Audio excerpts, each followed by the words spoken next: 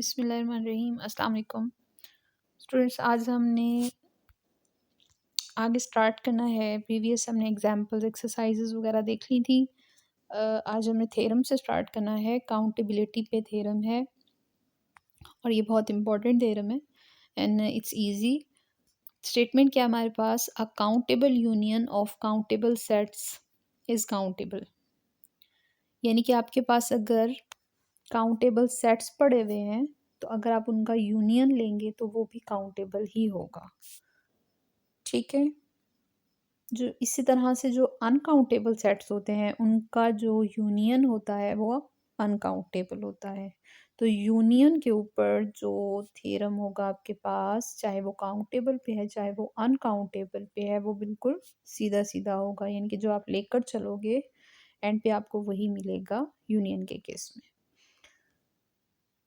तो हम इसको प्रूफ करेंगे। इसका जनरल प्रूफ है। हम सपोज करते हैं हमारे पास बहुत सारे जो हैं वो काउंटेबल सेट्स पड़े हुए हैं। ये फाइनाइट नहीं होंगे, ये इनफाइनाइट मैनी सेट्स हो सकते हैं। तो A1 A2 A3 up till so on are countable sets. We want to prove that their union n from 1 to infinity an is countable. Since A1 A2 A3 are countable sets, क्योंकि ये separately सारे countable हैं तो हम countable set को, आपको पता है, नेचुरल के साथ वन वन कोरिस्पॉन्डिंग बना सकते हैं। तो मैं इसके A1 सेट के एलिमेंट्स को, फॉर एग्जांपल ये मेरा फर्स्ट सेट है A1, इसके एलिमेंट्स को इस तरह से लिख सकती हूँ कि मैं इसके फर्स्ट एलिमेंट को कहूँ कि फर्स्ट एलिमेंट 1 1 है, इसका सेकंड एलिमेंट 1 2 है, थर्ड एलिमेंट 1 3 है, फोर्थ एलिमेंट 1 4 है। ठीक है। इसी तरह से सो ऑन, इसका जो फर्स्ट स्क्रिप्ट है वो मैं 1 फिक्स करते हुए और सेकंड स्क्रिप्ट को मैं वेरी करवा सकती हूँ 1 2 3 4 सो ऑन। सो ये इसकी नेचुरल के साथ एक तरह से वन वन कोरिस्पोंडेंस शो हो रही है काउंटेबिलिटी के बिहाफ पे। ठीक है। ये हमने खुद से एक सेट की रिप्रेजेंटेशन दिखाई। इस तरह से सेट सेकंड जो है उसको मैं फिर बता सकती हूँ 2 1 2 3 2 2 2 2 3 2 4 सो ऑन। ये हमारा लिखने का तरीका। और एलिमेंट्स को इस तरह से क्यों लिखा है कि ये पता चले कि ये सेकंड सेट का एलिमेंट है और ये सेकंड सेट का फर्स्ट एलिमेंट है, ये सेकंड सेट का सेकंड एलिमेंट है, ये सेकंड सेट का थर्ड एलिमेंट है एंड सो ऑन। और थर्ड सेट में भी हमने ऐसे ही किया कि थर्ड सेट का फर्स्ट एलिमेंट है, थर्ड सेट का सेकंड एलिमेंट है एंड सो ऑन। ठीक है। इसकी वन नेचुरल के साथ कॉरेस्पॉन्डेंस दिखाई। और AN, ये सारे सेट्स अगर काउंटेबल हैं तो ये इस तरह से लिखे जा सकते हैं। ये इसकी जनरल n के लिए, यानी कि nth सेट है तो फिर N1 N2 N3 so on लिखा जाएगा।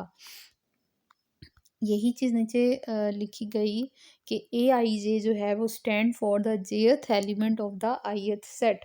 आई जो है पहली जो स्क्रिप्ट है वो सेट की तादाद बता रहा है और जो सेकंड स्क्रिप्ट है वो उस एलिमेंट के बारे में बता रहा है कि कौन से नंबर वाला एलिमेंट है, means jth element of the ith set. Let us define height of the set as height of Aij equals I plus j। यानी कि हम सेट की हाइट जो है वो हम फॉर एग्जांपल खुद से डिफाइन करवा लेते हैं कि वो I प्लस जे के इक्वल है। एलिमेंट की भी हाइट हम कहेंगे कि वो उसके स्क्रिप्ट के सम के इक्वल है। देयरफॉर विद दिस डेफिनेशन, अगर हम अपनी जो हमने एक डेफिनेशन बनाई इसके मुताबिक जो 1 1 की हाइट होगी फिर वो 2 होगी, क्योंकि 1 + 1 is 2। 1 + 1 is only 1 element of height 2। यानी कि हमने जितने भी स्क्रिप्ट्स बनाए उनमें से जो 2 हाइट का है वो सिर्फ हमने ये A11 को कहा, चाहे ये खुद एलिमेंट जो मर्जी हो, हमने इसको हाइट 2 पे मैप कर दिया। Similarly the height of A12 and 21 is 3। देखें 1 + 2 एंड 2 + 1 इज इक्वल टू 3। सो इन दो एलिमेंट्स को हमने हाइट 3 पे मैप करवा दिया एंड ऐसे सिर्फ 2 ही एलिमेंट्स हैं आपके पास जो 3 की हाइट पे मैप होंगे। Similarly observation can be made about the elements of height m, यानी कि आपके पास कोई भी m height i plus j के इक्वल हो सकती है। तो उस हाइट के अकॉर्डिंग फिर आपको कितने एलिमेंट्स मिलेंगे, m-1 एलिमेंट्स मिलेंगे, बिकॉज अभी आपने ऊपर नोटिस किया कि हाइट 2 के आपको एक ही एलिमेंट मिला था, हाइट 3 के लिए आपको 2 एलिमेंट्स मिले थे, तो उसकी हाइट से एक कम उसकी तादाद थी। तो अगर m हाइट होगी तो फिर m-1 एलिमेंट्स मिलेंगे। ये उनकी तादाद है। अब हम इनको लिस्टिंग बनाते हैं कि ये फॉर एग्ज़ाम्पल m-1 जो है वो एलिमेंट्स पड़े हुए हैं m हाइट के, इनकी रिप्रेजेंटेशन है। We will arrange these elements according to their height. अब हमने नंबर्स को उनकी हाइट के मुताबिक लिखना है। सेकेंड हाइट के लिए 1 एलिमेंट आएगा, 3 हाइट के लिए 1 2 और 2 1 एलिमेंट, 4 हाइट के लिए 3 1 2 2 और 1 3 ये एलिमेंट। इसी तरह से 5 हाइट के लिए भी कुछ 4 एलिमेंट्स लिखे जाएंगे, 6 हाइट के लिए 5 एलिमेंट्स लिखे जाएंगे। तो हम एक लिस्ट बना सकते हैं। अब आप नोटिस करें, हम अगर डायगोनलाइज करें चीज़ों को, A11 एक एलिमेंट है, 1 2 2 1 ये 2 एलिमेंट्स हैं, ये 3 एलिमेंट्स 3 हाइट के लिए हैं, ये 4 हाइट के लिए हैं, और ये 4 एलिमेंट्स जो हैं वो 5 हाइट के लिए हैं, एंड सो ऑन। अगर नोटिस करें तो ये मैं इनकी मैपिंग्स बना रही हूँ, इनको नेचुरल नंबर के साथ कॉरिस्पॉन्ड करवा रही हूँ कि ये एक एलिमेंट है, ये 2 एलिमेंट्स हैं, ये 3 एलिमेंट्स हैं, ये 4 एलिमेंट्स हैं। तो इन सब की नेचुरल नंबर के ऊपर मैपिंग हो रही है हाइट के लिहाज से। तो ये चीज़ इनको फिर काउंटेबल शो करवाती है, क्योंकि जब आप नेचुरल सेट के साथ किसी भी सेट की काउंटेबिलिटी, किसी भी सेट की 1 1 कॉरिस्पॉन्डेंस दिखा दो तो फिर वो काउंटेबिलिटी हो जाती है। ठीक है, सो हमने इस तरह से यूनियन ऑफ दीज सेट्स को काउंटेबल प्रूफ कर दिया है, and this is important proof and theorem also. अब आपके पास इसी से रिलेटेड रिजल्ट है कि अगर ओपन इंटरवल्स हैं -n से लेकर n तक, और n फ्रॉम 1 टू इन्फिनिटी, यानी कि -1 से 1 का इंटरवल, -2 से 2 का इंटरवल, -3 से +3 का interval, and so on, -infinity से +इन्फिनिटी का इंटरवल, तो अगर आप उन सबको यूनियन भी कर लोगे तब भी वो अनकाउंटेबल ही रहेगा, बिकॉज इनमें से हर इंटरवल सेपरेटली अनकाउंटेबल है। जैसे -1 से लेकर 1 तक के बीच में मैंने आपको बताया था इन्फिनिट मैनी नंबर्स होते हैं, हम उनकी काउंटेबिलिटी नहीं प्रूव कर सकते, उनकी 1 1 कॉरिस्पॉन्डेंस नहीं बना सकते, इसलिए वो अनकाउंटेबल होते हैं। ठीक है, तो जब सेट सेपरेटली अनकाउंटेबल है तो देन उनका यूनियन भी अनकाउंटेबल होगा। Union of the x where x belongs to the open interval, किसी भी ओपन इंटरवल से इस टाइप का ना हो, किसी और टाइप का हो, डिफरेंट हो, ए से बी तक हो, अगर आप उनको भी यूनियन करोगे तो वो भी अनकाउंटेबल ही होंगे, because her open interval separately uncountable होता है। ठीक है, तो आपने याद रखना है कि काउंटेबल सेट्स का यूनियन भी काउंटेबल होता है, और अनकाउंटेबल सेट्स का जो यूनियन होता है वो अनकाउंटेबल होता है। नेक्स्ट आपके पास थ्योरम है, the set of integers is countable. Integers जो होते हैं वो काउंटेबल होता है, इसको हमने प्रीवियस एक्सरसाइजेज में कर लिया हुआ है, फर्दर आपने अगर इसको देखना हो तो आप देख सकते हो। The set of rational numbers is countable. Rational numbers की काउंटेबिलिटी भी हमने प्रीवियस प्रूफ करवा दी थी, लेकिन यहाँ वाला जो थ्योरम है इसको भी देख लेते हैं, इन्होंने किस तरह से किया है रैशनल नंबर्स की accountability. Q set of rational numbers select कर लें, n ग्रेटर देन 0 को खुद से सिलेक्ट करके क्यू एन बना लें, be the set of Dooj rational numbers expressible with the denominator n, यानी कि आपने क्यू एन में वो एलिमेंट्स रखने हैं जिनके डिनोमिनेटर में n आता हो। m कोई भी इंटीजर हो सकता है, यानी कि ऊपर आपने कोई भी इंटीजर ले लेना है लेकिन नीचे n फिक्स करवा दिया है। क्यू एन, जैसे Q1 सेट के लिए आपने वो सारे एलिमेंट्स लिखने हैं जिनके ओवर में 1 आ रहा होगा, Q2 सेट के लिए आपने वो एलिमेंट्स लिखने हैं जिनमें नीचे 2 आ रहा होगा। तो अगर आप नोटिस करें कि Q1 Q2 Q3 so on जितने भी सेट्स मिलेंगे वो सारे के सारे, क्योंकि उनको हम नेचुरल्स के साथ कॉरस्पॉन्डिंग बना रहे हैं, तो वो फिर काउंटेबिलिटी हो जाएगी। इनमें से हर क्यू एन अलग अलग काउंटेबल होगा, सो इन काउंटेबल सेट्स का जो यूनियन होगा वो भी एक काउंटेबल सेट ही होगा। यानी कि ये अब हमने थ्योरम लगाकर इस क्वेश्चन को सॉल्व किया है, जबकि पीछे हमने एक मैपिंग के थ्रू जो हमने n के साथ q की एक मैपिंग शो करवाई थी ऑर्डर्ड पेयर वाली n क्रॉस n के साथ काम किया था। आप उस तरीके से भी इसकी काउंटेबिलिटी प्रूफ कर सकते हैं और आप इस थ्योरम का हवाला देते हुए भी इसकी काउंटेबिलिटी प्रूफ करवा सकते हैं। अलजेब्राइक नंबर आपका एक नया टॉपिक है। इसको मैं आपको एक और नोट्स प्रोवाइड करूँगी, वहाँ से हम करेंगे। फ़िलहाल यहाँ से हमने इसे रीड नहीं करना। इसी तरह से रियल नंबर्स को अनकाउंटेबल भी हमने शो करना है, लेकिन इस मेथड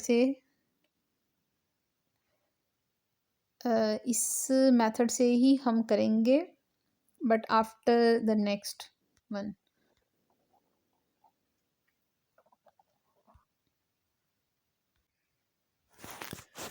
हम इस थ्योरम को यहाँ से करते हैं। The set of real numbers is not countable. इस प्रूफ को हम इन नोट्स के थ्रू करेंगे, और जो अलजेब्राइक का टॉपिक है इसके लिए मैं आपको अलग से नोट्स प्रोवाइड करूँगी, वहाँ से करेंगे।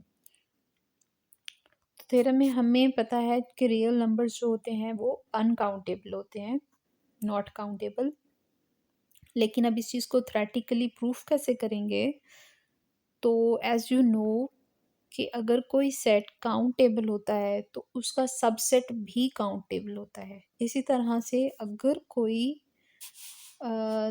सेट अनकाउंटेबल होता है तो फिर उसका सुपर सेट भी अनकाउंटेबल होता है। ठीक है, ये फ़र्क याद रखिएगा। काउंटेबिलिटी में अगर कोई सेट काउंटेबल है तो उसका जो छोटा पोर्शन होगा यानी सबसेट होगा वो भी काउंटेबल होगा। लेकिन अगर कोई एक छोटा पोर्शन, छोटा सा सेट अनकाउंटेबल है तो फिर उसका जो सुपर सेट है जो उसको कंटेन करता है वो भी अनकाउंटेबल होगा ऑब्वियसली। तो जैसे हमने करना है रियल नंबर के सेट को अनकाउंटेबल, हम शो ये करेंगे कि उसका एक छोटा सा पोर्शन, एक ओपन इंटरवल 0 से लेकर 1 तक का ओपन इंटरवल जो है वो अनकाउंटेबल है। तो जब एक छोटा पोर्शन अनकाउंटेबल हो जाएगा तो फिर जो हमारा आर है वो भी, क्योंकि उसका सुपर सेट होगा, तो वो अनकाउंटेबल हो जाएगा। सपोज करते हैं एस जो है वो ओपन इंटरवल 0 से लेकर 1 के बराबर है, और इसमें हमने A1 A2 so on infinite many numbers को लिख दिया कि 0 से 1 के बीच में आ रहे हैं। अब हम प्रूफ ये करना चाहते हैं कि ये एस जो है वो अनकाउंटेबल है। हम इसको कॉन्ट्रडिक्शन से लेकर चलेंगे।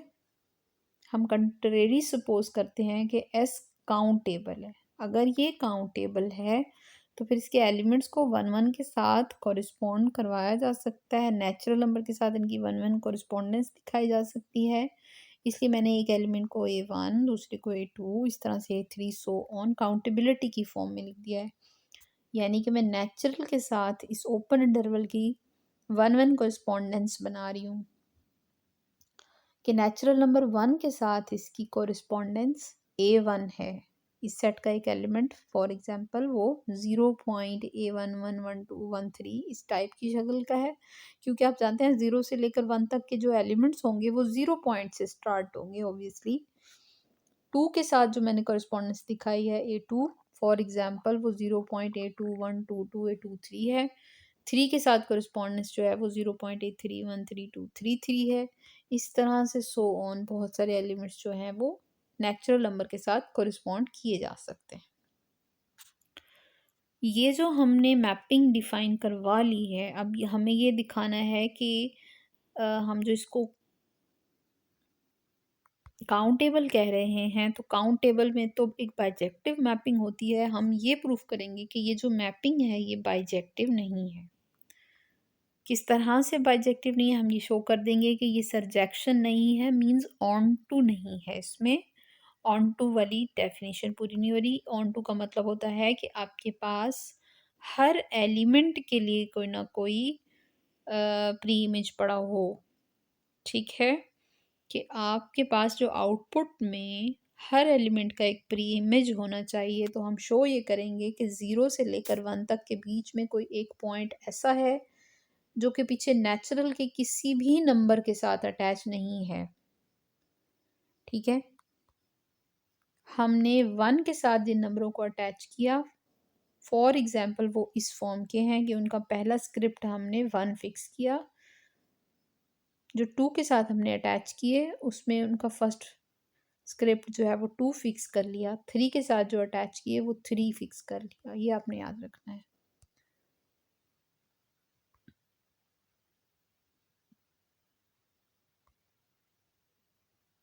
अब हम इस चीज़ को प्रूव कैसे करेंगे कि ये बाइजेक्शन नहीं है। बच्चों ये जो बीच में चीज़ आई है ये एक्सप्लेनेशन के पॉइंट ऑफ व्यू से लिखी गई है, ये आपके थ्योरम का हिस्सा नहीं है।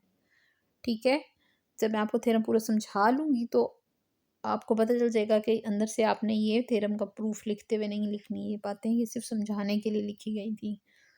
अच्छा, अब ये आपके प्रूफ का हिस्सा है। बाइजेक्शन को ये शो करने के लिए कि उसमें 1 2 वाली कंडीशन नहीं होल्ड कर रही है, हम एक बी एन डिफाइन करवाते हैं। बी एन एलिमेंट किस तरह से डिफाइन करवाते हैं? हम कहते हैं कि अगर हमारे पास जो ऊपर हमने ए एन एलिमेंट्स डिफाइन करवाए थे, अगर उस ए एन के पास nth डिजिट 1 है तो फिर हम एक बी एन एलिमेंट 2 बना रहे हैं। और अगर वो nth डिजिट 1 नहीं है, एल्स वेयर है, कुछ और है, तो फिर हम बी एन एलिमेंट 1 इंट्रोड्यूस करवा रहे हैं। मीन्स अगर आपके पास ए वन एलिमेंट के में 0.1 शो हो रहा है, ठीक है, तो आपने उस 1 को हटा के आपने क्या करना है, एक बी एन यानी कि बी वन जो है वो 2 लिख लेना है। ठीक है, अगर ए वन एलिमेंट के पास पहला 0.1 है, पहला डिजिट 1 है, तो मैंने एक नया एलिमेंट बनाया B12। ठीक है, और अगर 1 नहीं है तो फिर मैंने एक नया एलिमेंट बनाया है 1। यानी 1 है तो 2 लिख लें, और अगर कुछ और है तो फिर आप 1 लिख लें। इसी तरह से B2 के लिए B2 एक एलिमेंट होगा, अगर तो A2 के पास जो है वो दूसरा डिजिट 1 है तो आप एक एलिमेंट 2 लिखें, अगर 1 नहीं है तो फिर आप 1 लिख लें। हो क्या रहा है यहाँ पर, हम इस ए एन के साथ डिफरेंट एलिमेंट बना रहे हैं। यानी अगर ए एन के पास 1 होगा तो मैं वो 1 नहीं लूँगी, मैं एक 2 लिख लूँगी खुद से, और अगर वो 1 नहीं कुछ और है तो फिर मैं 1 लिख लूँगी। यानी कि मुझे हर हाल में इससे एक डिफरेंट स्क्रिप्ट उठाना है, एलिमेंट उठाना है। यानी कि अगर 0.1 है तो आपने 0.2 लिख लेना है खुद से, अगर 0.2 है तो फिर आपने 1 लिख लेना है, एक डिफरेंट चीज़ बना लेनी। फिर ये जितने भी एलिमेंट्स आपको मिल जाएंगे ना, आपने 2 1 1 2 इस तरह से करके एक पूरा एलिमेंट बना लिया, अब उनको मिलाकर एक नया एलिमेंट बी बना लें, 0.B1 B2 B3 बी सोन। अब नोटिस करें कि ये जो बी एलिमेंट बना है, ये मेरे ऊपर बनाए गए, ऊपर जो हमने एलिमेंट्स बनाए थे A1 A2 सो ऑन, ये इन सब से एक डिफरेंट एलिमेंट बनेगा, क्योंकि हमने बनाया इस तरह से है कि अगर इस A1 के अंदर यहाँ पे 1 है तो बी एलिमेंट के पास यहाँ पे 1 नहीं है, कुछ और है। अगर यहाँ पे 1 नहीं है तो फिर बी एलिमेंट के पास यहाँ पे 1 है। इसी तरह से अगर A2 के पास यहाँ पे 1 है तो बी एलिमेंट के पास यहाँ पे 1 नहीं होगा, 2 होगा, और अगर यहाँ पे कुछ और एलिमेंट आ गया तो फिर बी के पास हम 1 लिख रहे हैं। इसी तरह से 3 में, यानी जो हमारा एक नया एलिमेंट बी बन गया है वो इस A1 से डिफरेंट होगा पहले स्क्रिप्ट पे, पहले पॉइंट पे, डिजिट पे। ठीक है, 0 के बाद के पहले डिजिट पे डिफरेंट होगा, A2 के साथ वो दूसरे डिजिट पे डिफरेंट होगा, 3 के साथ वो तीसरे डिजिट पे डिफरेंट होगा। यानी हमने जितने भी एलिमेंट्स यहाँ पे बनाए होंगे, जो नया एलिमेंट बी बना है वो इन सब से डिफरेंट है, वो कहीं ना कहीं nth जगह पे जाके इन सब से डिफरेंट है। लेकिन उसका ये सारे तो अपने स्क्रिप्ट के लिहाज से मैप हो चुके हैं। तो जो नया एलिमेंट बी हमने इन सबसे डिफरेंट बनाया था, फिर वो किस पे मैप हुआ है, उसकी प्री इमेज कौन है? सो उसका प्री इमेज कोई भी नहीं होगा। ये कहते हैं the ith decimal digit of A1 is different AI, यानी कि जो आई जितना भी ith डिजिट होगा वो हमारे 20 वाले से डिफरेंट होगा। सो एक नया एलिमेंट हमें मिल गया जिसका कोई प्री इमेज नहीं था, which proves that this is not surjection. Onto condition नहीं होल्ड करी है, और अगर ऑन टू नहीं है तो फिर बाइजेक्शन नहीं है, और बाइजेक्शन ना होने से आपकी अनकाउंटेबिलिटी प्रूफ हो जाती है। So the set of real numbers is not countable. Next lecture में हम अलजेब्राइक की डेफिनेशन देखेंगे, हम ट्रांसीडेंटल नंबर्स की डेफिनेशन देखेंगे, और हम इनको शो करेंगे कि अलजेब्राइक नंबर्स का सेट जो होता है वो काउंटेबल होता है, जबकि जो ट्रांसीडेंटल नंबर्स का सेट होता है वो अनकाउंटेबल होता है। ठीक है, और फिर इन दोनों से मिलता जुलता एक फंडामेंटल थ्योरम देखा जाएगा।